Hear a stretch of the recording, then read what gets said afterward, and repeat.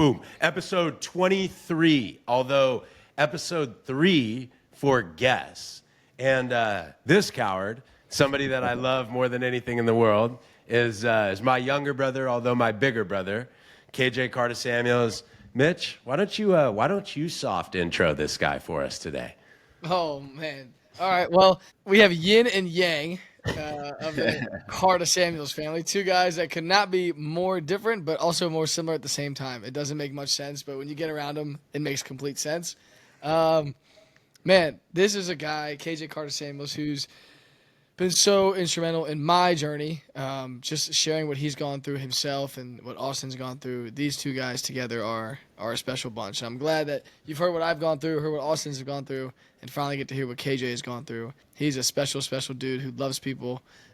He's wired a little bit like me in the sense that we are ADHD and we cannot set our mind on one thing, and our mind is constantly rolling. So I hope you guys get to see a little bit of that today and how we are similar. But I'm super excited for you guys to hear his story.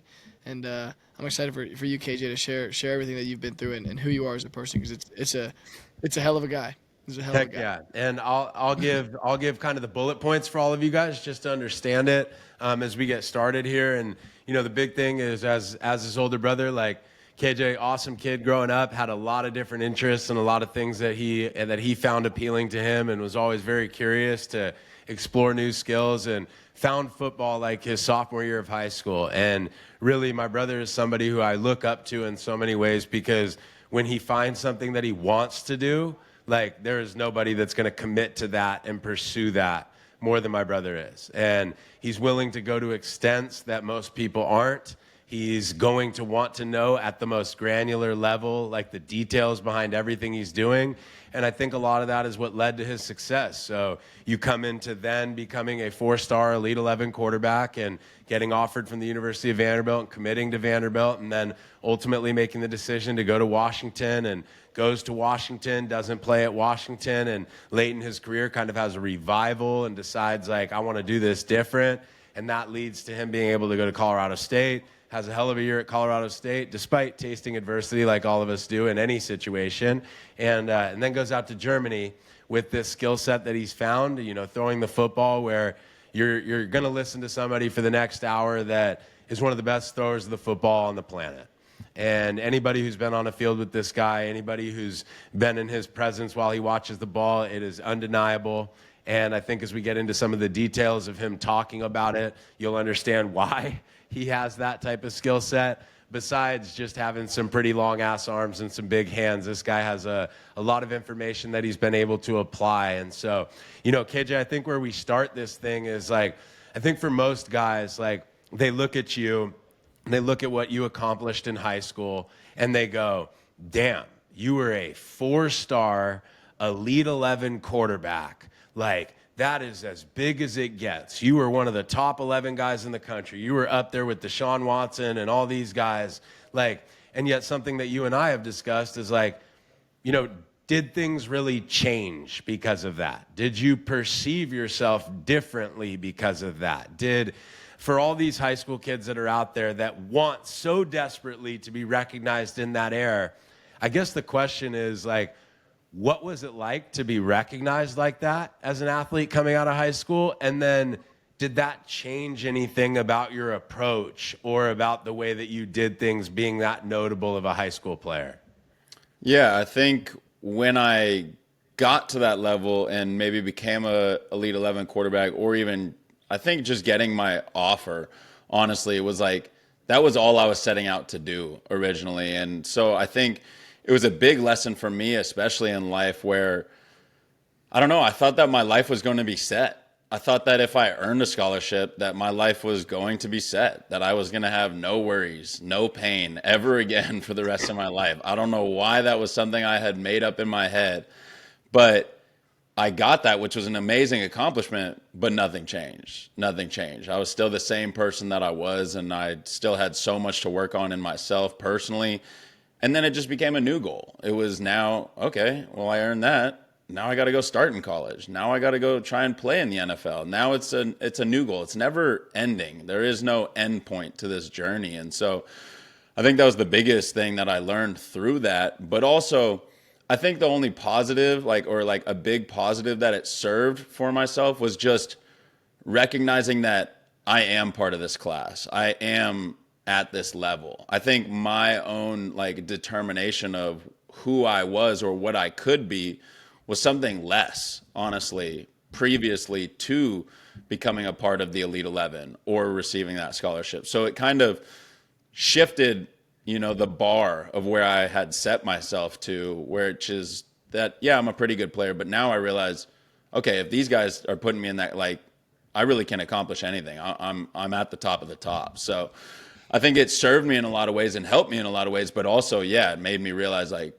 I still got a lot more work to do. I still got a lot more to go. Like this ain't the end of it. So yeah.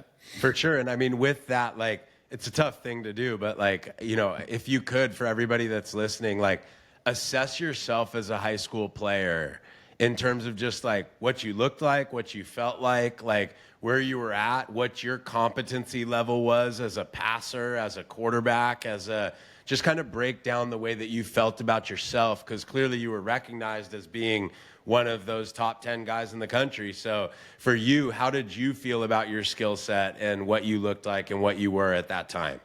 I mean, I felt pretty damn good. I mean, I was 6'2", 220 pounds. I was bigger than any other dude on a field. Like I was physically just like honestly just bigger than everyone else. And so when you're at that state and have that physical advantage, you can overcome a lot of the intricacies, a lot of the little details and things that I wasn't maybe so good at. But because I was so big and could overcome that and could spin it and could chuck it 75 yards and all this, I could, be confident in myself because I could make up for it. But that was a little bit what happened when I got to college. Those little intricacies and stuff exposed themselves a little bit. But I think at a young age, yeah, I mean, I felt pretty damn good just being 6'2", 220 pounds, throwing it that far and running over people too on the field, like literally stiff arming people and stuff. So that was a pretty good feeling that definitely made me confident as far as just, yeah, running out there on Friday nights. Yeah, well, Mitch, you didn't get to see him in high school, but this guy was a freaking man-child, dude. So, when you think about somebody who's 6'2", 220 pounds going into their senior year of high school, like KJ, briefly, like, how did you get there? Like, when we look around at the country now and all the athletes that we work with, a big thing that you and I have experienced, like, is that a lot of these guys have gone so weight resistant or so, like, lifting resistant because there have been some things that have come out over the last few years, like, that you and I both experienced, where, like, lifting too much can kind of limit range of motion and things like that. But, like, what was your dedication like to be able to get to the point where you're a 6'2", 220-pound quarterback at that age? For sure. I mean, I was lifting twice a day, every single day. And we were working with, especially our trainer, AJ, like just putting us through grueling workouts. I mean, when I got to college, I was like, honestly, this isn't any different than what I've been doing. Like I've been throwing up since sophomore year of high school, since freshman year of high school. Like, and that's a mindset that honestly, a lot of you guys out there aren't experiencing right now. If you're a freshman in high school, if you're a sophomore in high school, like you think you're working out, you think you're working hard.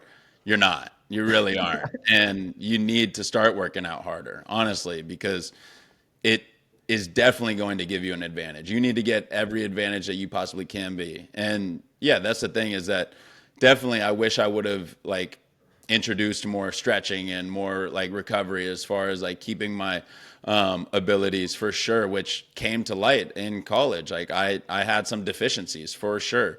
But definitely getting that physical advantage is absolutely massive, especially, yeah, for our guys that we work with and just guys that are coming up. They think that, like it's about, hey, like what can I do mechanically to throw the ball farther? I mean, there are things that you can do mechanically to throw the ball farther, but another step to that is just purely getting stronger, just purely adding weight. Like that is simply a massive piece to this. And it's always a combination of multiple things, but I was just trying to give myself every advantage that I possibly could. And definitely by doing that, I definitely did that, especially when you're going to shake a college coach's hand as a sophomore, as a junior, and they're like, this is a freaking dude that could step on the field right now. That's a different story than someone that they're shaking a hand and going, we got to slap 20 pounds on you right when you get in the door. Like that's a different conversation, even if you are better than me mechanically or something like that. just because I have that size advantage, they're going to probably go with me a little bit. So, yeah.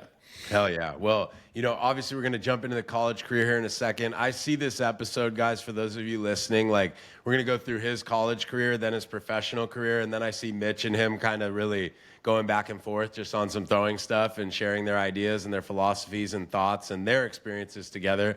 But Mitch, do you have any questions for KJ just about his high school career, about anything at that time, just in terms of mindset, anything like that before we start to dive into Washington and kind of his collegiate career? Yeah, it is interesting that you said when you became an Elite 11 quarterback, you kind of felt, not that you didn't have confidence in yourself, but that external validation was helpful. So now there's only 20 guys that are Elite 11 quarterbacks, every single year. So not many guys get to experience that.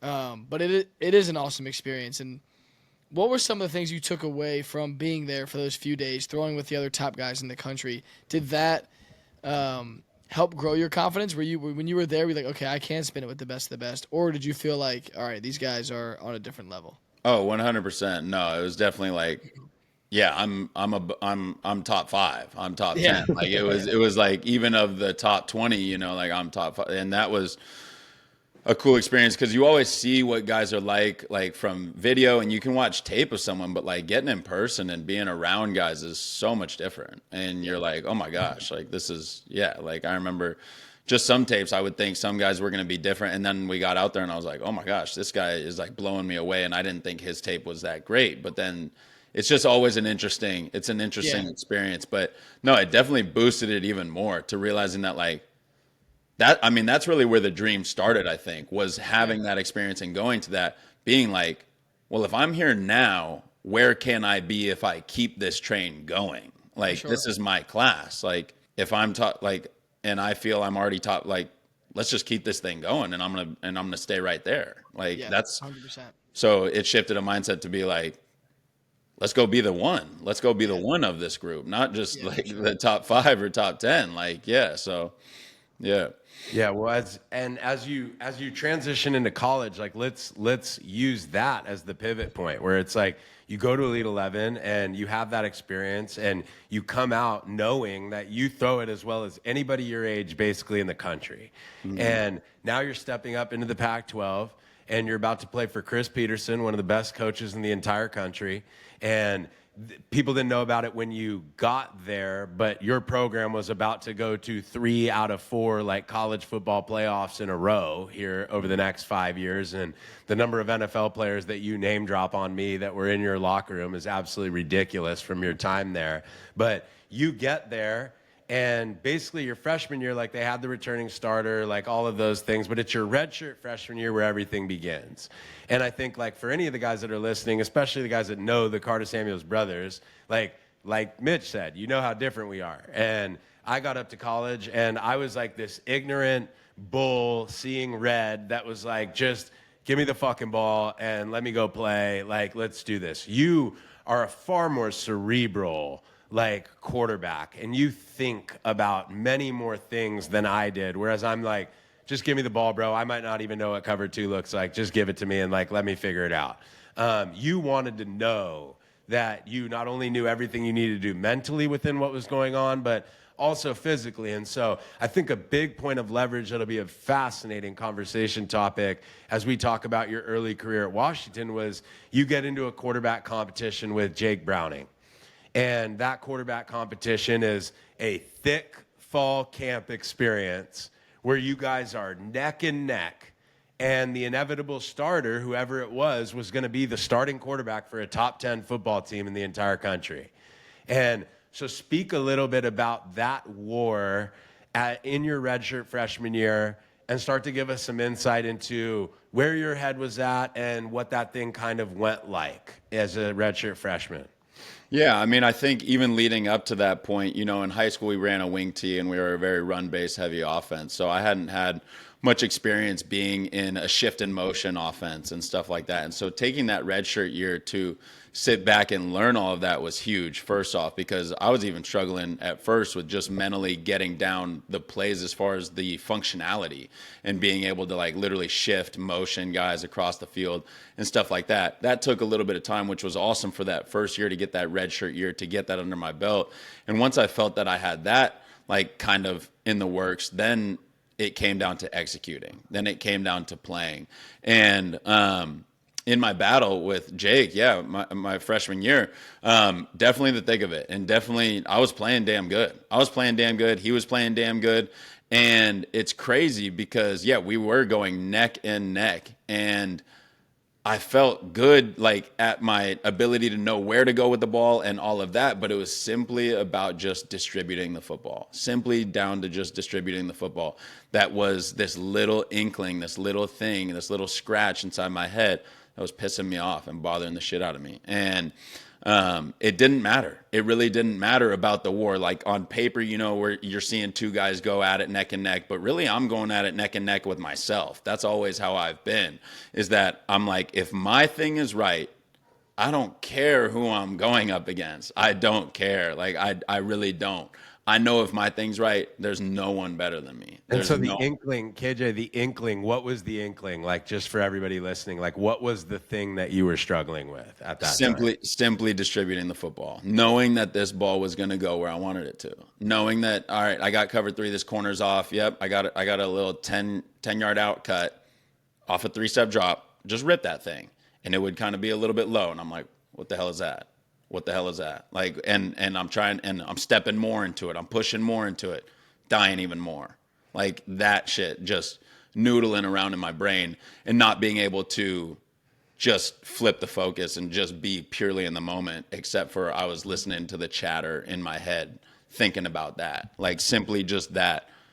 That was the inkling, and that was the scratch that like just kept me up at night. And that's what, like I said, we were battling, we were going neck and neck, war to war, and I'm having this little like doubt inside. Imagine if I didn't have that. If I didn't have that, I could like that's what I was always chasing. And so, yeah, it was that experience. But Well, I was, yeah, And that's where I was asshole big brother at the time, guys, because I'm looking at my brother and I'm like, he's 6'2", 220 pounds. I just watched him at Elite 11 throw better than anybody in the country. Like, and I'm listening to him on the phone tell me like, also, I just don't know what it is, bro. Like the ball just is not going where I want it to go. So I think for a lot of guys listening, they'll listen to what you just said, KJ, and be like, dude, shut the fuck up. Like, you're one of the best 10 quarterbacks in the country. What are you talking about? So like, can you go into just even more detail about like what you felt was that resistance, that fight was just like, yeah, even more granular, like, especially, and you can even use some insight as to what you've learned now. Like just, yeah, what was the war that was going on there? the war was simply knowing that Aaron Rodgers doesn't feel the way that I feel. Yeah. Knowing that Aaron Rodgers doesn't feel the way that I feel, I knew there was something I was missing. Because I knew there was something I was missing, I couldn't scratch it. I couldn't shake it. Knowing that there's something out there that I don't have, that someone else has, is simply it. That's simply it. When I watch Steph Curry, when I watch these dudes, and you see how confident they play, I was putting in the work. I was doing all of it. Why don't I feel like that? That simple question is what kept me up. And that's it. That's really it. Like, just because I couldn't answer that question, is it? And I couldn't, because I was studying psychology in college. I'm reading psychology books. I'm doing these things like, oh, all right, if I do positive reinforcement, if I do this stuff, if I like, none of that crap was helping.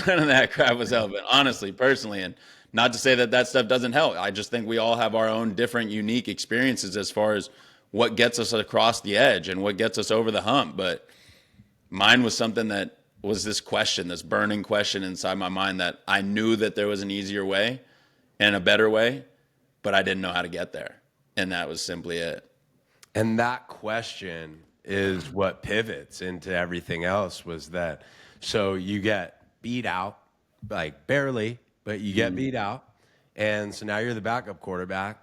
But I think what people don't understand is like, okay, yeah, you're the backup quarterback. Yeah, you'd like to play. But again, the thing that you've talked to me about is like, it wasn't about playing. It was about figuring out why the hell I feel like this. And that burning question, your words, burning question, led to inevitably, as Mitch and I have been very vulnerable on here, like I would say that burning question is what led to ultimately depression for you.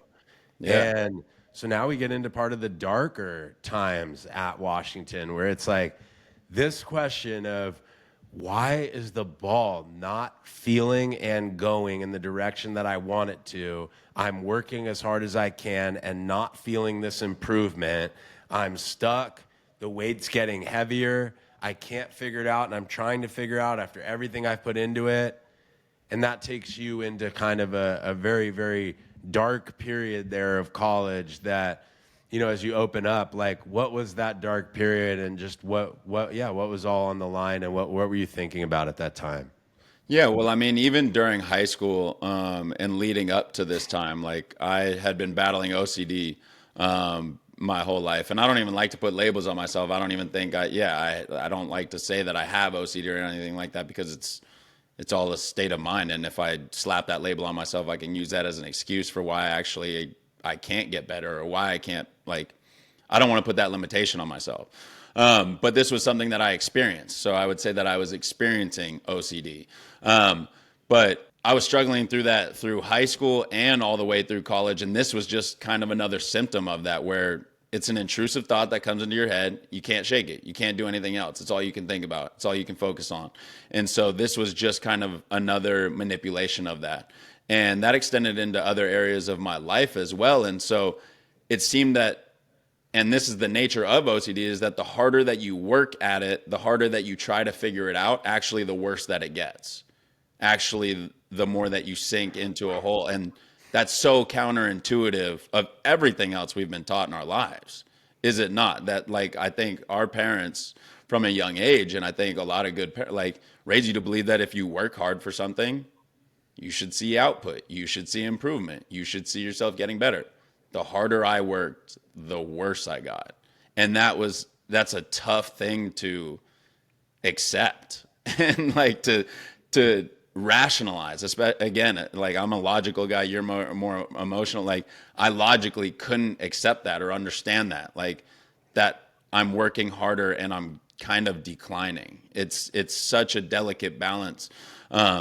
And thing that's tough. And so that's what sent me, into a very dark time, especially at Washington, where I was depressed because I couldn't figure that out. I didn't know what to do. I was at wit's end where I go, okay, do I keep working and I keep getting worse, or do I stop working? And that doesn't seem to make sense to me either, that's going to help.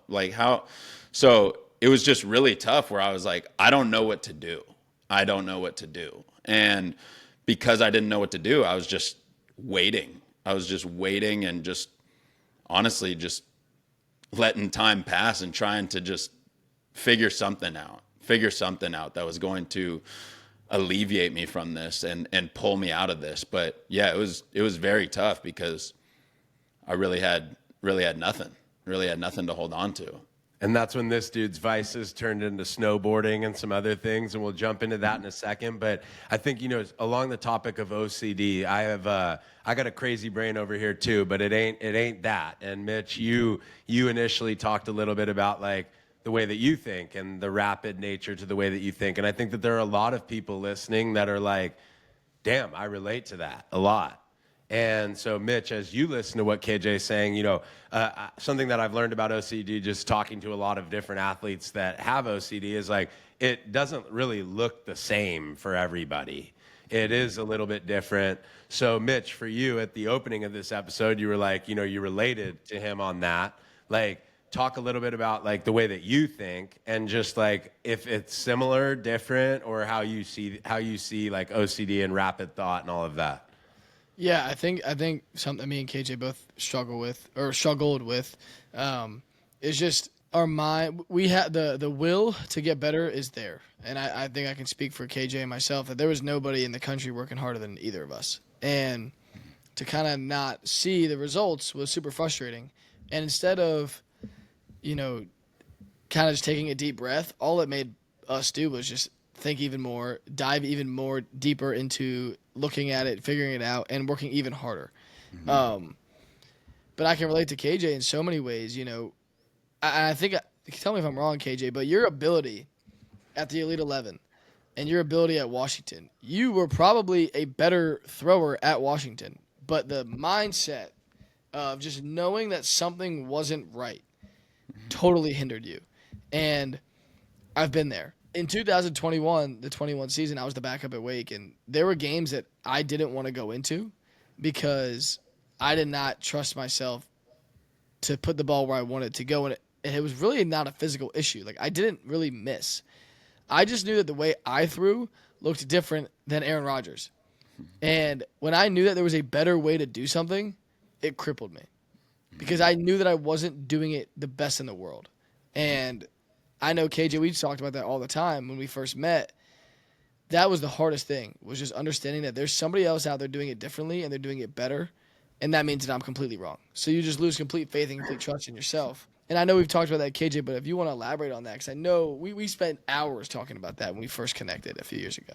100%. Well, and that's what's just so interesting is like I probably was playing better than 3/4 of the country, even when when in my battle and stuff. But it didn't matter. It didn't matter because I was just felt like I was on an island of, again, having the awareness. And that's what I mean. If it's like hyper awareness of knowing your body or something's not right or whatever, it didn't matter. Just the knowing that there was a better way and that I wasn't there.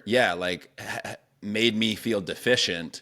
And because I felt deficient, I didn't want to play and I didn't want to step in these arenas feeling deficient. I wanted to step out on that field feeling like Manziel. I wanted to step out on that field feeling like there is no one better. And I knew I could get there. I could get there, but I couldn't figure out how. I couldn't figure out how because no one knew it. No one knew it. No one was teaching it. No one had the answer. No one had the answer.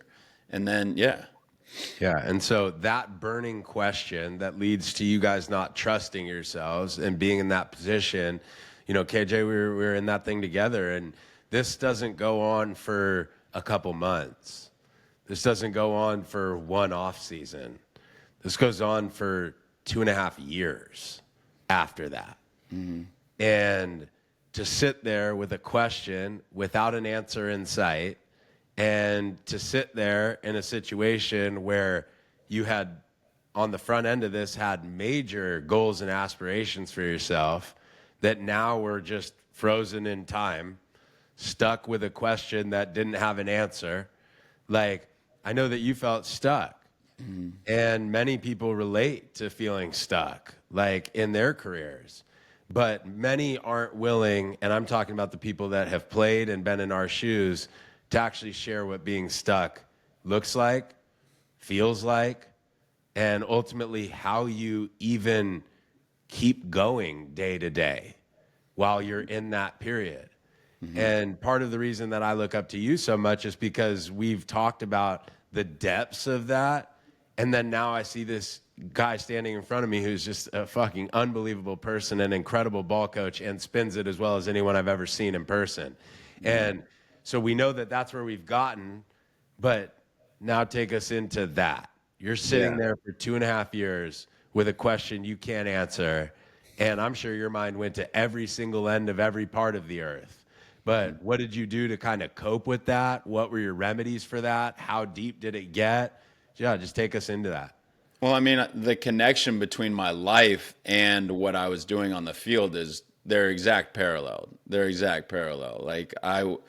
This question that was happening in football was the same question that was happening in my life. Like I literally was trying to figure out how to be happy, like seriously, like at all times. Like that was the bigger question I was even trying to figure out, was like my OCD and intrusive thought was how to just be the best brother I could be, the best son I could be, the best person I could be, and be the happiest to help the rest of the world, to help everyone in my community. Like, that was the bigger even question that I was trying to tackle when I was not even competing on the field. So it was just, again, another reverberation of my same mindset. But that's what I was tackling and struggling with outside of even the football program, just walking around campus, just exploring things in philosophy, psychology, just ways to get to better know myself and just be a happier individual.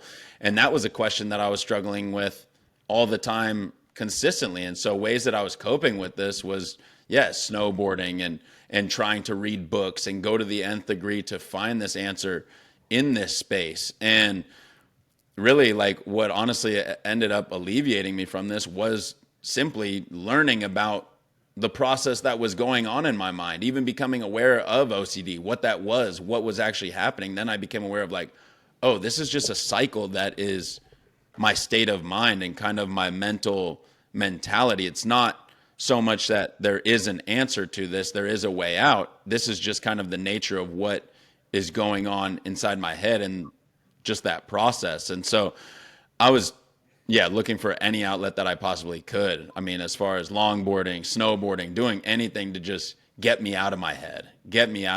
And it was pretty tough. It's pretty tough to get out of your head. No question. And that sync and all of those things was a long process for you. And then, let's skip ahead a little bit. And you finished 11th, if there's an order. You finished 11th in the Elite 11. And number 10 right in front of you was Deshaun Watson from the University of Clemson. And obviously, like, with everything that's happened in Deshaun's life over the last few years, a little bit of that sparkle has worn off. But let's go back and talk about how fucking good that guy was in college and who that dude was. And you're sitting there. This is your redshirt junior year. You have 1 year of eligibility left, or it was going into your redshirt junior year, I believe. And you watch Deshaun Watson beat Alabama in the national championship. And I think the story is so cool from there. And I think how you articulate it is super powerful. So let's just leave it at that. You're sitting there watching Deshaun Watson beat Alabama in the national championship, and your brain goes where, dude?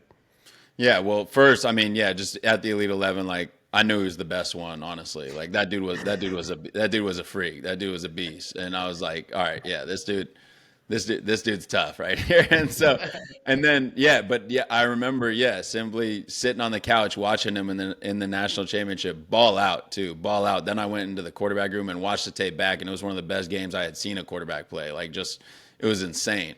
And I had remembered that I was like, this dude is up for Heisman. This dude just beat Bama, and I've only played one college football game. Like, that's pretty wild. That's pretty wild when we were almost at the same point in high school at one point. And to see the trajectory of two different paths, it reinvigorated, because up until that point, basically for the last 2.5 years, I had kind of gone through the motions, just been there, but mentally I was pretty checked out, which was exactly what I think I needed to do. I think I needed to quit. I think I needed to, I was still working hard, but like mentally, to our degree, our standard of what this is, I quit. Like, that's really what I think. And to then have that experience, also have the thought of only having one more year of eligibility left and being so damn pissed at myself if I didn't give it one more shot, I was like, let's give this thing one more chance and go try and figure this out. Like, let's I hate that question, but let's bring it back out. But now I had a completely different frame of mind because I only had one more year of eligibility left, and my career had pretty much been written off. As far as it was at that point, I was like, all right, I'm going to go get a job. I'm like, ball's done.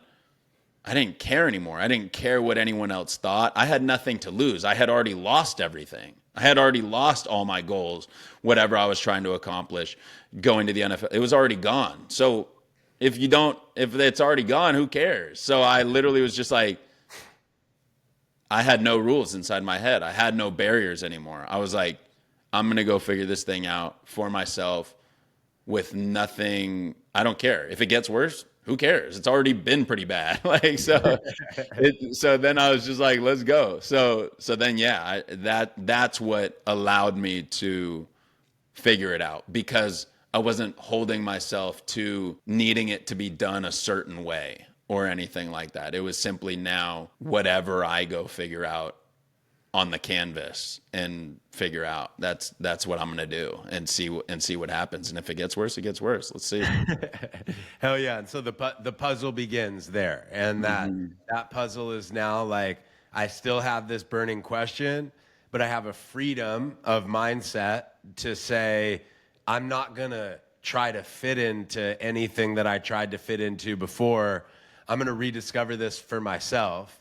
And so I think another really cool part of your story is you pull your cell phone out and you call the head coach at Michigan State. Schmitty, you're the man, dude. You call Schmitty, and what do you tell your offensive coordinator, bro? Like, what that starts it. What do you tell your offensive coordinator? Yeah, I just called him and I was like, Coach, I'm coming at this with a completely different mindset. And they were so great to me. Like, they knew I was going through a tough time in my life, and they really, knew that I was struggling with a lot of things outside of ball too, and were incredible to me, supporting me throughout that entire time. But I was like, Coach, I'm coming at this with a completely different mindset. Like, I know I've been kind of checked out a little bit and just, but I just told him. I told him, I was like, I'm coming a little bit differently right now. So like, I was fired up, and he was fired up too. And it was awesome because, I mean, like Jake had gotten hurt actually in the previous year. So I got all the ones reps. I was going to get all the ones reps for that upcoming spring. And that's really what also allowed me to just basically have a complete canvas and just go to work on myself, go to work on getting a lot of reps. And that's what led to, well, and that canvas before, dude, if we're talking about painting and colors, like your freshman, sophomore, and up until that point, like, dude, you're painting with black and white, and with black and white, the only third color you can get is gray. And now you got the canvas, and like, you hadn't figured it out by any means, but just because you were like, you know what, fuck it, maybe it's not black and white. You saw a bunch of other colors on the palette now. And so, like, as you start to put those colors up into the painting, like, and figure out that burning question of, like, why have I learned from the best and I still don't feel like I know my body well enough to throw the ball the way that I know Aaron Rodgers or Tom Brady or these guys feel? Like, what you've done is so special. The invention that you've created and the way that you now have gotten to being, like, guys, I've been around a lot of NFL and high-level college quarterbacks, and this guy's as good as any of them throwing the football. Like, I believe that. I know that. And if anything, I'd hold it against him that he's my brother, not give him benefit. So, KJ, as you go to the drawing board and start to figure that out, where does that process even start? How do you reinvent yourself and really find the answer that you'd always been looking for as a thrower of the football? Yeah, I mean, I think one of the first tough things is to realize that, like, quarterback training or how it's taught or these it's good on some level, but rules are not great because rules are not the nature of playing the game. This game is completely changing and dynamic at all times. Because of that, you can't be tied to a specific way to do something every single time, because not every single time is going to be the same. It's going to constantly change and fluctuate. And so because of that, that took a long time to get used to, and we need rules and guidelines to kind of help us steer the ship a little bit. But at the end of the day, we have to get back to playing this game as athletes, because we are athletes. And that mindset was something that took me a while to switch to. I was trying to find the answer. In 1 + 1 equaling 2, that makes sense because that is the answer. This game is changing those first two numbers constantly on this field. So you don't have an answer for every situation. So you have to constantly flux that answer in real time. And so because of that, you have to be ready to adapt. You have to be willing to put your body in different positions, different angle, just all of these things in order to make plays at certain times. But then simply what changed it all was just taking that lens off of my eyes that was this searching for this answer, this key that there's some way to do it, and just going, I'm just going to watch what the best of the best do. That's it. I'm just going to watch what the best of the best do and then start to teach myself. And when I took off this lens of that it needed to be a specific way that was being taught for so long and just watched, it all changed. It all changed. Seeing Tom Brady hold the ball in the middle of his chest after I've been told my entire career that we have to hold the ball high and tight above our head. And seeing the most prototypical quarterback that everyone says is the golden child to do it that way, not do it the way that everyone else has told me to do it. I was like, what the hell am I watching? Have I been watching? I really hadn't been watching. I hadn't been watching. That's the thing. It was right there in front of me, the GOAT, and I hadn't even watched it myself yet to see that this guy's not playing the way that I'm being taught to play. Like, what the hell is that? What the hell is that? And so that literally completely changed everything for me when I noticed that, when the most prototypical GOAT isn't doing it the way that everyone else is saying to do. And then once I started to teach myself these things that I was watching and start to learn them, and it all constantly changed. And yeah, every day that I started to program this into my body based on what I was watching, my life completely changed. I had unlocked the key, and now I was truly playing the game, truly playing the game and having fun too. And doing that as a much more evolved passer than you had ever been previously. And so, like, we have a lot to get to just as a part of your story. And like all three of us in this room are pretty fascinating creatures with a whole lot of layers. So I'll kind of speed through a couple of the next things. Is you have that great spring at Washington. Your coaches are saying, like, he looks like a completely different guy. Like, you had coaches on your staff saying, you may be the best quarterback on this team, dude. You had a lot of things that were going on. Respect Jake Browning, dude. You're a hell of a player, and you're still up in the NFL for a reason, bro. But, like, that's how well this guy was playing, too. Mm-hmm. And so now you have this newfound confidence, and you're like, yo, I got a year left. I'm going to go do this shit. So you go over to Colorado State, where they got a couple NFL wideouts on the squad, and Mike Bobo, the OC at Georgia, is your head coach. So, like, you got an opportunity to chuck it. You end up breaking the single game passing record in the first game that you ever played in, threw for like over 450 yards at Colorado State. Like, I can say it now, and we're not throwing anybody under the bus, but your offensive line sucked ass. So you got beat up pretty good most of the rest of the season, but you were making plays through the air and doing a hell of a job there. You get signed to a CFL team after that season's over. That happens during COVID. They have a change in management and things like that, whatever happened over there. And basically they cut you after signing you. But you and I both know, because I'm standing on a field just watching this guy throw, and you know this is the best ball you've ever played in your life. Like, you're ready to go show it. And I believe you used the words with me, like, I don't even give a shit what league I play in or where I go. I just want to get back out on the field as this version of myself and then go play. So you end up going to Germany, and you play for the Dresden Monarchs. Shout out Coach Cruz and everybody else that's out there. But you go to this team that has never been able to eclipse the mountain. They're a good team, but they've never been able to win a German Bowl. And you go out to Europe, and basically, dude, this is the reason that I'm taking the thunder here and talking about it, is because I know you won't talk about yourself in this way, but this guy has the most ridiculous fucking season that any quarterback could ever have. He throws for like 4,400 yards, 55 touchdowns, and like 3 picks. And I'm just laughing, watching. I'm 5:30 in the morning, pouring coffee, watching this asshole at 3 p.m. out in Germany just absolutely curb stomp everybody that they're playing. And then even talking to him is like, obviously we're very respectful of every opponent that we play, but like, you and Devois before the championship, like literally in the stadium, like a video where they're just like, we're about to beat the dog shit out of these guys. Like, you know that you have that. And the reason that I'm kind of speeding through this season, these 2 years and this season, is because you have that year, and you're my younger brother, bro. You've done so many things in your life that have impressed me. But one of my biggest memories of my entire life with you will always be like you finish what on tape looks like a Patrick Mahomes type of season in terms of the way you're playing. And I'm sitting here going, this is just the beginning, dude. Here we go. CFL, NFL, here this guy comes, dude. Watch out. And I ask you, and you go, I'm good, bro. And I was like, what?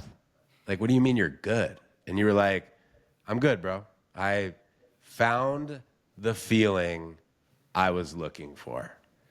And those words just, because I've been with you for so long, bro, I just know what those words mean to you. And I think as an example for all these young quarterbacks and all of these things, like, so many times we think it's the championship, or we think it's the touchdowns, or we think it's this that is the thing that's going to make us feel enough or make us feel validated. And yet the answer is always inside. And when you said, I found the feeling, it gives me chills right now. Like, I found the feeling I was looking for. Like, can you explain what finding that meant? And then if you'd like to, I can follow it up. But if you'd like to, talk about how that's affected the entire rest of your life from that day moving forward. I think that the feeling, finding the feeling that I was looking for was my thought of in the Washington dorms, thinking about running into Oregon Stadium, thinking about running into USC Stadium. I was scared. Like, simply, like, I was worried about embarrassing myself, worried about embarrassing my family, that I didn't know in my heart, in my head, I was going to ball out, that I was ready to rock. And then to come full circle to when I was at Colorado State and we're going down to the Florida Gators. And I'm like, I'm probably going to get tattooed a little bit out here, but I'm ready to fucking rock. I'm ready to go. Like, I'm about to sling this thing in the swamp. Like, that's a pretty wild experience to go from knowing where I was at mentally at Washington with that thought to then being at CSU feeling like running into every stadium, give me the ball and let's go have some fun. That was the feeling that I was chasing, and that was something that I couldn't shake. And once I got that, like, yeah, I mean, that last year was incredible. Germany was incredible, and I could have kept chasing it. But I mean, as you know, there's so much politics within the sport, so much on that side that is just so tough to like overcome. And I was honestly at a place where I was like, when I got back from Germany, I had started helping dudes with you and seeing guys start to change. And I mean, honestly, like I just saw a little thing for the UFL a second ago, and I'm like, should I go throw it this showcase too? So like, I don't even know. I don't even know if the door's fully always closed, but I love what I do. I love what I do now, which is delivering that same feeling to everyone else, to all the young guys that we work with, and all the guys that have time still in their careers, and all the guys that are sitting up in their beds in high school that have the same mental chatter that I was feeling at Washington, and go and helping them through that and helping them no longer feel that way. That's a better feeling to me than even playing on Friday or Saturday night, honestly. And so, that like, once I started to experience that and feel all this growth of everything that we're building and doing, like, that's become something that I've actually enjoyed even more than playing. And so, that's kind of what's led to me. Stepping away from a little bit.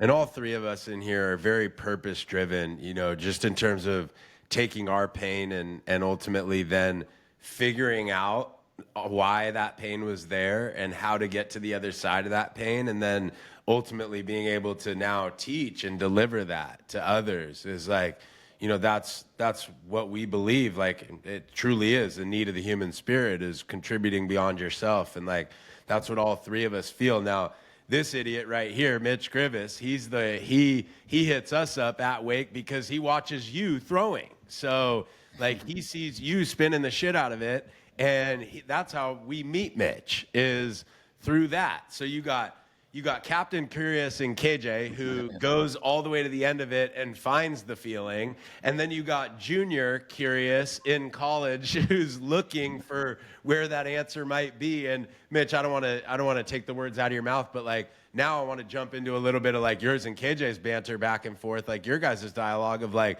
how'd you find Locked In, and what was it when you found Locked In that was like, hell yeah, like I want to talk to these guys? Yeah, I mean, just on Instagram, I actually had a little bit of a relationship with Aust when he was at Missouri as a recruiting coordinator. I think we spoke like 1 or 2 times.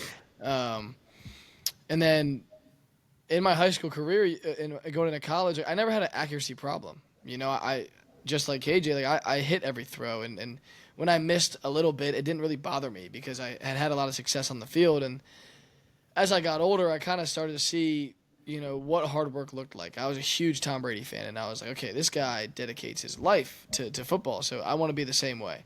And, I mean, I dedicated all my time to football and getting better and researching how I could improve, and it just started with a curiosity and a passion, and I think that's my biggest strength, but also my biggest weakness, because it led to a lot of dark spots and a lot of dark places where as this isn't a good thing, but my performance and how I did on the field affected my daily life, just like KJ. If I had a bad throwing session, my day was ruined. If I had a good throwing session, it was the best day of my life. Mm-hmm. And but ultimately, what happened was it was going through your guys' Instagram, seeing what you guys were talking about, and understanding that, okay, if I'm looking at Aaron Rodgers, I'm looking at Tom Brady, I'm looking at Patrick Mahomes, these are the best 3 guys in the league right now. And I don't really look like they do when I throw. At first, it started off as, well, I'm going to be me, and I'm just going to do what I want to do, and it works. And then as I looked more and more, it started to make more sense, and there was reasoning behind everything. And I was like, okay, if I'm not looking like that, I'm doing something completely wrong. And that led to a year of a lost confidence, confusion, dark places, because I had no answers. The work ethic was there, but I had no answers.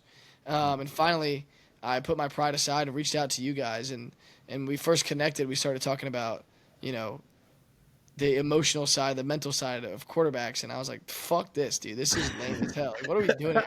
I came here to learn how to throw like Aaron Rodgers.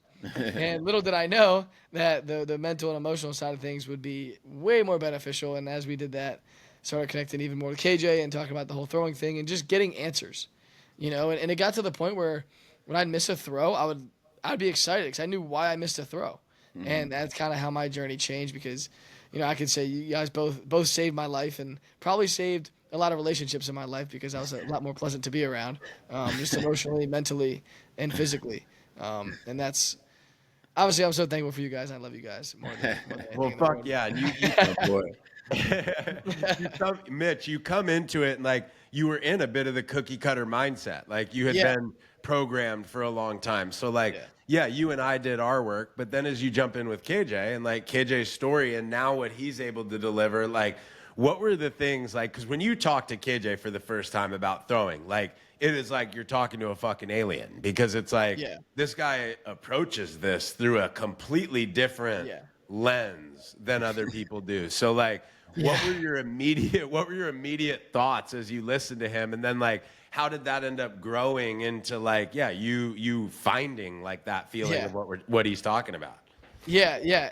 But at first I loved it, because I was like, okay, I'm asking this guy, should I step 2 or 3 inches to the left when I throw? And he had an answer, because he's the same way. He wants to know it to the nth degree. And then he started talking about feeling. And I'm like, that's fucking lame, dude. Like, what the fuck are we talking about feeling? Like, what? Like, and then I started to understand. Like, throw with your eyes closed. I'm like, all right, this dude's full of shit. What the fuck's he talking about? Then I started doing it, started making a little bit more sense, and I was stubborn at first, and then I just kind of was like, all right, fuck this dude. This guy can spin it. He knows what he's talking about. Let's dive in. And man, it changed. It changed that day when I just bought in. And but I appreciate it so much, because it was the feeling side of things, but he also understood the science behind it. And because that's how I am. And I was literally asking questions. Should my arm angle be at like 90 degrees, or like just bullshit like that? And he had an answer. And I was like, okay, this guy's dialed. And then we just connected even more after that, and connected with you, Austyn, and man, just took off from there. And I mean, within the first 3 months of working with you guys, was the best I was ever throwing the football. It was the happiest I've been in my life. And they were not related. They were not related. You know, it used to be football is going good, life is going good. But I became the best thrower and the happiest I've ever been, and they had nothing to do with each other. So it was just complete serenity, honestly, and it was awesome. Hell yeah. Cool. Well, that's why the brotherhood has been formed, and we're all in here together. Now, I want to pick this wild-ass dude's brain for a second. And KJ, something that you have had to live through my resistance because I've been a tad more traditional, as you just kind of state very bluntly, matter of fact, what the fuck you're watching on NFL television. So, like, a couple comments that you've made. Like, I think the first one was, like, literally 2 years ago. Literally, guys, 2 years ago. It's like 2021 or 2022.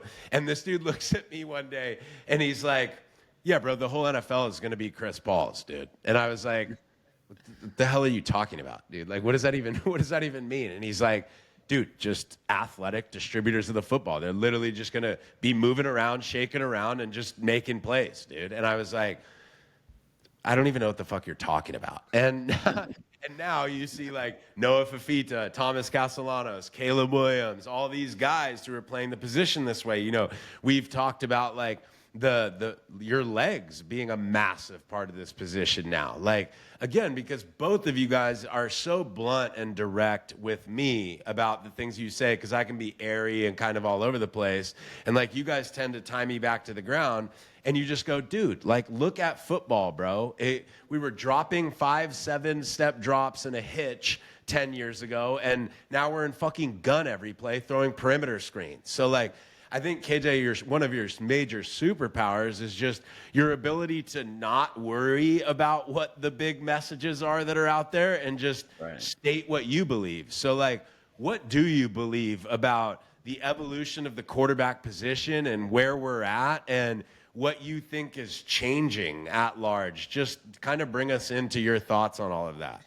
Yeah, I mean, well, first, that's why I suck at English papers. That's why I suck at writing papers, because I say things and I just expect someone to have gone through the 20 steps that led to that thought instead of just being there like, I'm like, how does it not make sense? Were you not just listening to my brain think the whole way to that? But yeah, I mean, literally, and again, to put it even again bluntly, is that like, what is the difference between a quarterback and a point guard? There is no difference. We are distributors of the football. That's it. A point guard on a basketball court is a distributor of the basketball. All his job is to do is to get the ball into the guy's hands that's open so that he can get a shot up. All our job is to get it to the guy that's open so that he can go run away with it. That's it. If you think about it, it doesn't matter how it does that or how it gets there. We have to figure out any way to do that. So we have to have vision, and then we have to manipulate our body to get the ball there any way that we possibly can. And that's it. That's it. So it doesn't matter if you're, and that's the thing, like Giannis brings it up the court sometimes, Jokic brings it up the court. You can be 6'6", you can be 7 foot. It is definitely tougher. It's definitely tougher for sure. But yeah, that's why I think this position has completely changed, is that you have to be able to move. You have to be able to move, and then you have to be able to manipulate your body and distribute the football. If you can only do one thing, if you can only throw a chest pass in basketball, you're not going to be a point guard. That's it. You're not going to be a point guard. You better learn how to go around the back. You better learn how to go like side. You better learn how to. Same thing in football. If you can only throw one way, you're only making plays that one way. Like that's a problem. That's a problem. And so, yeah. So when people watch the way that you teach and the way that we teach in general, there's a lot of like, holy shit, this looks crazy. Like, what are these guys doing? Like, these guys are, so I think like, I'll tell you what, strapping on a goddamn helmet and getting 11 dudes running at you is fucking crazy. That's what's crazy. 100%. But when they see that and they see like exaggerating body angles and different things, and right. I think that's one of the bigger things that you've taught me as a coach and helped me. I was an SEC quarterback coach, dude, and like you've helped me improve in such a profound area, which is exaggeration. Mm-hmm. Like why do it doesn't have to be this skill specifically, but like you'll see that some of our guys are literally throwing the ball from way down below their shoulder at times. Like everyone looks at that and they go, that's fucking stupid. We are never going to watch that in a game.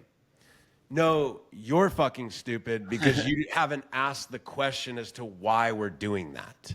Do you really think the guy who struggled all through college and might have professionally lost his opportunity to go to the NFL is out here trying to fuck kids' arms up? Like, no, it's ridiculous. It's so stupid. I'll chill out because it infuriates me at times, all right? But like this idea of exaggerating has taught me a lot as a coach. So explain, KJ, why you teach through a lens of exaggerating things at different times. Well, I mean, to me, simply it's why do you lift? Why do you lift and squat 450 pounds? You're never going to have 450 pounds on your back on a football field. The reason you do that is so you can explode, is so you can go do things. Why would we not push ourselves to the same extreme with a football in our hands? If we can prove to ourselves that we can complete passes in the craziest of ways ever, then you're damn right the simple ways are going to feel a lot even easier. So why would we not push ourselves to the extreme, gain that mastery of the extreme? Now everything that's easy, you want me to throw this slant and I'm perfect in a pocket? Are you kidding me? I'm going to put that on his face right here. I just went under. I can complete that ball any other angle you want me to. So when you push yourself to the extreme and prove to yourself that you can complete and make plays no matter the situation, no matter the body position, no matter anything, and understand your body and how to do it, everything else becomes a walk in the park. Everything else becomes easy. Now it's just, give me the ball. Let's go. I'm prepared for any and all situations. And that's it. That's why I think, learning how to play in the extremes. And so you mentioned it right there, that by playing in all the extremes, you then know. The word is know. Right. That you know. And KJ talks when we talk to new families that are interested in becoming a part of Locked In, like he says, like, you will have a knowing when you leave this program. Like, what is that knowing? What does that mean, KJ? And why is that important? The knowing is that the ball is going to go where you want it to every single time. And if it's not, you know how to fix it. That's the knowing. That's the knowing. It's the knowing that when Steph Curry is on the free throw line, he's 90-something% and he misses one, he's not tripping thinking was it my left foot? Was it my, he's like, give me the ball again and I'm going to make this next free throw. It's the same way. It's the knowing that, I missed this. The greatest strength actually of this training and everything is when you do miss, because that's when you go, give me the ball again and watch this. I'm about to get it back. It's not, oh shit, what happened? And oh no, you're just on an upward spiral back because you know exactly how to fix it and get yourself back to flow state. That's the knowing, which is that there are no more downward spirals. When someone comes to me and says, just some of those days you have bad days of throwing, I'm like, I don't know what you're talking about. I don't know what that's like. I don't know what that's like. That shouldn't happen. You shouldn't have bad days of throwing anymore. If you are doing this properly, if you know how to fix it, you won't have bad days of throwing because you know how to fix it and you have gotten to that place. And that is a real reality. That's a real reality, which I didn't think was possible for a certain amount of time, but it is. And I know that. Mitch, I'm about to put you on the spot, dog. Okay? You're a 1996 quarterback coach that, let me tell you, you got your guys' balls high and tight, and they're fucking reaching in every step of their drop. And they are as discipline gets, dude.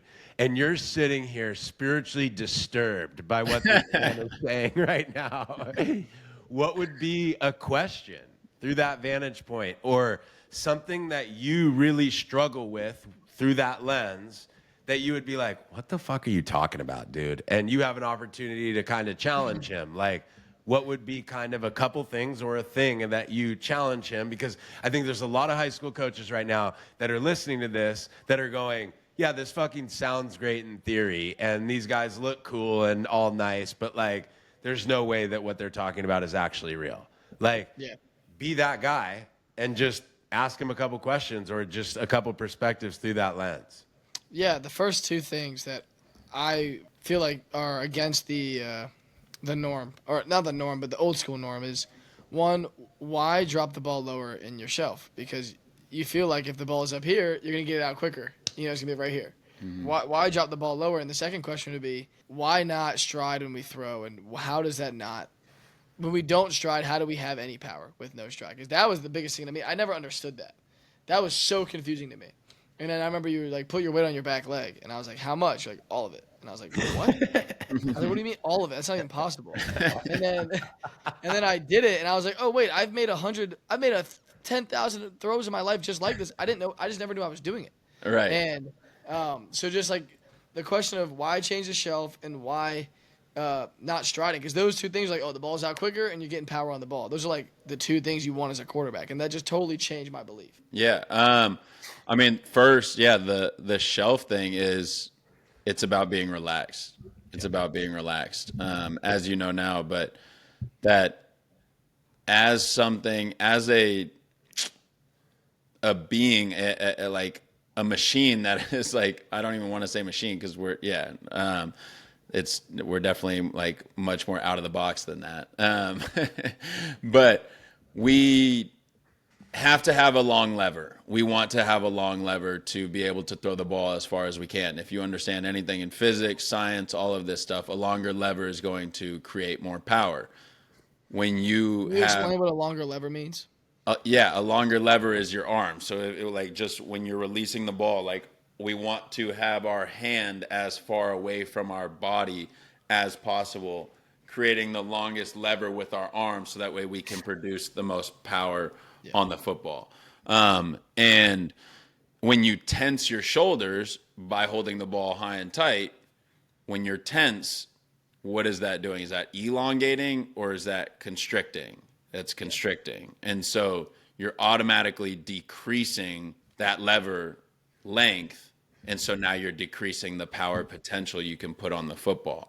And so that's why we want to hold the ball lower, so that way we can stay relaxed in our shoulders to lead to a longer lever, to lead to more power. I hope that wasn't too sciencey, but I think that's able to be tracked. And then secondly, yeah, the stride thing is that would be great if we didn't have 300-pound D linemen coming at us. Striding would be fine. Striding would be fine. I would teach it. I would back it. It doesn't matter. The difference in our game versus baseball and being a pitcher is we have a split second to get the ball in a window and out of our hands. Just because of that, that's why we can't stride. Just because of that. A stride creates a longer release. And so if we want to have a short release and a quick release to get the ball into windows and beat guys that are about to hit us, we can't stride because that is what's creating a long release. And also we can't stride because our weight is now all coming to our front foot. And so that is susceptible to injury at all times if someone falls on it. Whereas I have so many clips, and I wish I could pull them up right now, of guys that just throw and you flip and you're out of there, saving yourself from injury. Yeah. And people think that that's, oh my gosh, look at how he was able to make that play by, not even stepping into it. That's the point, is we're learning a different way to rotationally use our body to produce the same power in a much quicker way because we have to. We have to. That's the game, is that we don't have the time. We are like second baseman. We are like shortstops and third baseman that we are beating that runner to first. We have a window to fit this ball into now that we have to get it to. And if you watch any infielders, they don't stride. They do not stride when they throw that ball to first. And so if we didn't have this element of time that we have to get the ball into windows and guys coming around us and dudes about to hit us, striding would be fine. Striding would be fine. It would. But just because we don't have that time, we can't. We can't. and it's not as good for us physically, health wise too. Yeah. And so, yeah, I could probably go even longer, honestly, but Yeah, and I'll interject. I'll get into the science behind it, Mm-hmm. even nerdier. So it makes sense. Just so people can, because people hear that and they might still ask why. So scientifically, okay, hip rotation cannot occur until foot strike. And what I Right. mean by that is foot strike is when your stride leg hits the ground. It Right. is physically impossible for your body to rotate until that front foot is in the ground. Now, you could rotate on a single leg, but we're not doing that. And it's not, you're not, you get what I'm saying. Yeah. You cannot rotate your hips until your front foot hits the ground. So if you have a longer stride, you're waiting longer for your hips to rotate. Once your hips rotate, your upper body rotates, then your arm finishes last. Mm-hmm. If you have a short stride, right, that thing is down quick, you're rotating quicker, that ball is out quicker. That's the science behind it. So that's why we also want to have a short stride, because we Yeah. cannot rotate until a foot strike occurs. So that's Exactly. just kind of the science behind it. My Exactly. two geniuses in here are fucking killing it. Okay.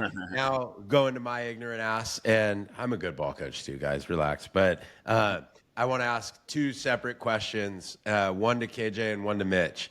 The first one to KJ, I'm going to ask both, and then you guys just go back and forth with it. The first one to KJ is there's a lot of guys within science, and I respect all of your work that you guys have done, but a lot of guys are so focused on power production, meaning like being able to throw the football as hard as you possibly can. Like that's the science of generating force. Like is how one of the things that we laugh about that we think is dumb as shit is these quarterbacks throwing the ball with a gun, mile per hour gun at the combine. Like I think it's the dumbest fucking thing I've ever seen. Yeah. But like KJ, can you talk about like yes, if we're javelin throwing, like to try to throw the ball as far as we possibly can, like, or throw it as fast as we possibly can in terms of miles per hour, like, yeah, there may be some benefit to striding and fucking pushing as hard as you can and all of that. But like, why is that not what we teach and not what this game's about? Ask a receiver. Ask a receiver. Like, I think that would be I mean, simply like Kirk Cousins probably throws a harder football than Aaron Rodgers. He probably does. Like, honestly, he might. Like, I'd rather be a receiver for Aaron Rodgers than Kirk Cousins. Like, and because of that, because it's about, I mean, there's so many rabbit holes as far as like that. Our job is to distribute the football again. And so we want to make it as easy for the receiver to catch as well. And so that's another thing that we start to teach as well with like, the over the top and the stride is like when the ball is coming from this super over the top, like throwing like delivery point, the ball is on a trajectory from up to down. Think about as a receiver, as you're running your route and coming out of your break, you are now evaluating, is this ball going to be caught like this or do I need to flip my hands like this? Whereas when a ball is thrown more on a level playing field, the way that we throw, that ball is staying flat on a thing the whole time. I don't have to adjust my hands from up to down. I know the way that it's coming in. So there's so many depths and realms to not only the way that it feels for our body, not only the way, but also for our receivers to catch the football and making their lives easier. And so, yeah, I mean, yeah, there's probably even more. Well, on and that. let's bring Hannah into the chat for a second, and KJ, you answer it. But it's like the concept of gravity and pulling the ball down, and what that release point should again, not one thing, but like should look like, or where that ball should come from in order to stay high. Right. Like if I maybe we go into like if I'm throwing a 15-yard out route or a 20-yard comeback to the left side of the field, like if that ball comes out from here, like how is that different from that ball coming from here? Right. Like just bring us into the concept of gravity and like what I'm talking about there. Yeah, I mean, well, when you release it from a higher slot, like that ball is going to be, again, yeah, on a trajectory where your momentum and your force is coming on top of the football. When you're on top of the football, now the momentum is now going down, whereas we want to keep it all behind the football. We don't want to be on top of it. If we're on top of it, it's going down. If we're behind it, we still are keeping all of that momentum and everything behind it, pushing that ball forward. Does that make sense? Yeah, it does. I Yeah, know no, that, it yeah. does. And I think just for guys listening, like what KJ is talking about too, with it coming from that higher trajectory, I know this because I fucking felt it my whole career in college, is in order to keep that ball high, I have to throw it harder. So the only way for that ball to stay kind of level is for me to throw it 100 fucking miles an hour and hope that it stays there, as opposed to KJ talking about having touch, spinning the ball, and allowing gravity to work with you, where it comes out almost coming up to then down a little bit, or staying flat like he's talking about level. Mitch, the question that I had for you, because you're doing a lot of really good work with quarterback science, and KJ knows a lot of this stuff as well, but you've really, really specialized and focused on this specific area, is a lot of guys look at Patrick Mahomes and they go, yeah, I can't do that. And like, okay, Patrick Mahomes, yes, genetically has a lot of advantages. But him being a multi-sport athlete his whole life and being a baseball player really benefited him as well. But the question for you is, when we talk about external rotation or shoulder mobility, like these are two things, guys, that started 30 college football games, literally never heard about it. No one ever said anything to me about shoulder mobility or external rotation. I had no clue that I could increase my external rotation. I had no clue that that was even a thing. I watched KJ start doing it. This fucking guy is literally holding a shelf or a tray like a waiter below his shoulder. And I'm like, he's doing all these sleeper stretches. And I'm like, dude, that shit looks disgusting. But like, all of a sudden he starts doing what Mahomes and Rodgers are able to do. So like, Mitch, take them into that, just the external rotation, shoulder mobility aspect of this, and like why that's so important. And also, like, you don't have to touch on this, but like a lot of coaches are like, no, they can't do that. Like, there's no way they can do that. And it's like, yeah, no shit. If they have terrible external rotation and poor shoulder mobility, of course they can't do it. So like, that is a part of our coaching. We have to be able to coach that. So just take us under the hood of external rotation and shoulder mobility. Yeah. So now, there are things that Patrick Mahomes can do that I can't do. Patrick Mahomes can throw the ball farther than I can, and there's limitations that I have that he doesn't, because he's 6'2", 240. I'll never be 6'2", 240. That's just, in terms of throwing power, that's the only limitation I believe that quarterbacks have, and strictly the only thing that size can help, in my honest opinion, because mass is going to allow you to produce more power. Right. But there's still a maximum level that you can achieve, and you can achieve that through general strength and high-quality mobility. Some people can achieve better mobility than others based off your body structure, your bone structure, the way you are created. Our bodies are very different. My body is different than Austyn, different than KJ's, okay? But we all have a maximum capacity that we need to reach, and we can all get there, and none of us are there. You can always improve, okay? And the reason why shoulder mobility and external rotation is so important, one, shoulder mobility as a whole is important, just like general mobility, is so that we are unlimited. Okay, when we ask ourselves to play a football game and ask ourselves to make throws from all certain angles and all certain body positions, we want to have our body have been in that position before, to be familiar with that position, comfortable with that position, and strong in that position. So if you buy my mobility programs and you look at my mobility posts, I'm doing some crazy shit.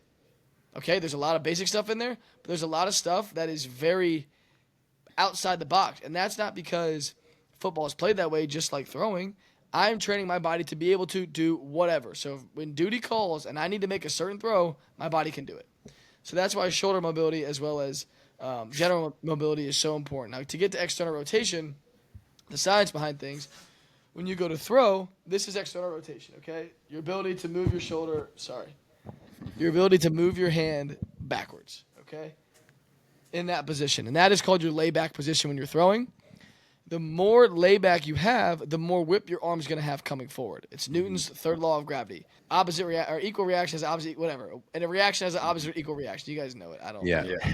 Okay, so if it's right here, it's going to come right here. If it's way back there, I have a lot more momentum coming forward. Another reason why Patrick Mahomes can throw the ball so far is because he has phenomenal external rotation. So that's why things like that are so important, and you can train it. Yeah. So, yes, you might be missing out on 5 to 10 yards of throwing because you've never tapped into mobility. Yeah. And you might have a ceiling. Like, my ceiling is probably 65 yards. I'll probably never throw the ball 75 yards. That's okay. But if I did do my mobility, I didn't lift, I'd be at 55 yards. I've gained 10 yards of throwing power over the last 4 years because I got stronger and I got more mobile. And that's why it's so important, because you can tap into your maximum levels.